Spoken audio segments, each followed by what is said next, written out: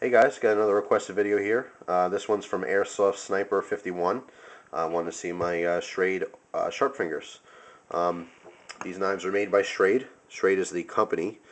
You see here marked Schrade USA.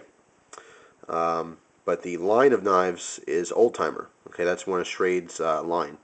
And actually, these were very, very popular. I'd say probably maybe from the late 70s, all the way into the like mid 90s. When I was in Boy Scouts, about 10 or 11 years old, Schrade, and specifically Old Timer, was very popular. There was three basic, knives for my Boy Scout group anyway. The Buck 110, which is the most popular. You weren't cool if you had one of those. And then, of course, a good Swiss Army knife. At the time, everyone was buying the Victorinox, which I still feel is the best Swiss Army knife. And then Schrade. If you had a Schrade, and in fact, back then I had a Schrade lockback. God knows what happened to that, but it's it's a decent knife, and it is all American made, USA. These are actually small to medium-sized skinning knives. That's what these were made for. That's why you have that deep upswept blade. Okay, makes for a very good skinning knife and small game. I guess you can skin a deer with this. I have no experience with hunting. I always found it fascinating, but I never actually went hunting. Never really, just I guess I never had the opportunity. It's fascinating to me, but it's not something that I jump out and do myself. But anyway, that's what these are for. They are skinning knives. I actually have two of them here. One I acquired from my grandfather after he passed away. Just going through some of his stuff. He was a huge hunter, and this was one of his little skinning knives. So on the right here is his. As it's marked here, Schrade USA 152. I believe 152 is just the model number for the sharp finger. Construction, it's full tank construction, meaning that the blade is one piece into the handle. It's one piece of steel, and then you have two handle scales attached on either side. The handle scales are saw cut Durlin.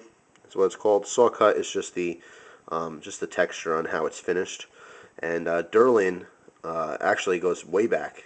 Durlin was used as a handle material for a long, long time. I'm pretty sure it's just a composite material. In other words, a type of plastic. But this brown saw cut Durlin. Basically, these are the same knife, identical knives. Only this one was probably made 10 years earlier than this one. This one here I actually got on eBay in a lot of knives. Not something I was looking for specifically, but when I found it, or when the knives came, there was actually a bunch of cheapo knives. There's like two or three that I was really interested in, and that was worth the price of the auction that I wanted at. And I wasn't really concerned with the other knives. And when they came, I kind of laughed to myself. I said, "Oh my God, that's the same exact knife that my grandfather had. Same exact model, just made years later." So you can imagine it was pretty popular, considering that they kept making the same model, for at least 10 years. But anyway, like I said, Durlin is just a hard plastic composite type material. You have solid pins that go all the way through. There's two of them here. It's a decent sized lanyard hole. But it's interesting because even though it's the exact same model, there's very, very minute differences. Actual size is almost the same. It's pretty identical. It's about the same exact size. Blade finish is very, very similar. The two things I noticed the most is that the engraving on the original or very old one is a very deep engraving, and the newer one's very shallow, like a quick little punch, from a machine. I don't know if these were machine engraved or if there was someone that put like a metal stamp on there and hammered it in, but there is a big difference between how thick and how deep that stamp is. And the other thing is the actual just color of the Durlin. The older one is more of a lighter or medium brown, and this newer one's very, very dark brown, almost black. But like I said, besides that, they're almost identical. Now both of these have stainless steel blades. Schrade, for some reason I can't find out what kind of stainless. A lot of older knives like that, and especially like Victorinox, and sometimes even case cutlery, they'll say stainless steel, or for in cases as far as case knives goes, that they call them surgical stainless. They don't actually tell you exactly what kind of steel. It's kind of a trademark thing. They don't really disclose that kind of information, but they do say it is stainless steel. So both of these are stainless steel. They come with very nice leather sheaths. Of course, my grandfather's is extremely broken in. Whoever had this knife before me, they broke this in pretty well too.